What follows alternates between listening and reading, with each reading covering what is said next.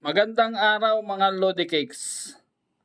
Ang topic natin ngayon, si Diwata Paris Overload. Disclaimer lang, hindi natin sinisiraan si Diwata. Ito ay isang video na nag-viral na nagpapabati ng karawan ang isang small vlogger na binata. Ay Diwata, sa kasamang palad ay nasupladuhan yata ni Diwata. Sa hindi natin alam kung anong kadahilanan, maaring pagod o maraming ginagawa. Talagang busy si Diwata sa kanyang negosyo. Hindi ko naisiraan kasi may kanya-kanya tayo mga kadahilanan. Sa araw-araw hindi natin masasabi kung okay ba ang kondisyon natin, ang mood natin. Maaring hindi naman siya namimili kung sino kakaharapin. Siguro nagkataon lamang na hindi niya mabibigyan ng oras yung nangyari sa pagpapabati sa kanya nung binata. Kahit 2 words lang yon, 2 words lang, happy birthday. Subalit, hindi nga napagbigyan. Ito, panoorin nyo. Diwata, birthday ko ngayon. Pabati naman yun. Ilipas din yan, kuya. Iba-iba ang reaksyon ngayon sa social media dahil sa pangyayari.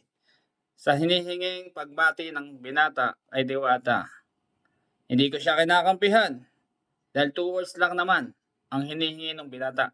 Pagbati lang sa kanyang kaarawan nung lumapit kay Diwata na hindi napagbigyan. Kaya sana simpleng bagay lang naman yun, napagbigyan sana ni Diwata. Kung talagang busy siya at ngayon may lumalabas pa kung totoo man ito o hindi, disclaimer lang po, hindi ko siya naisiraan, na ang bawat magpapabati daw sa kanya ay magbabayad na ng halagang 1,500 dahil naaabala ang kanyang araw o oras na igugugol dapat sa kanyang hanap buhay.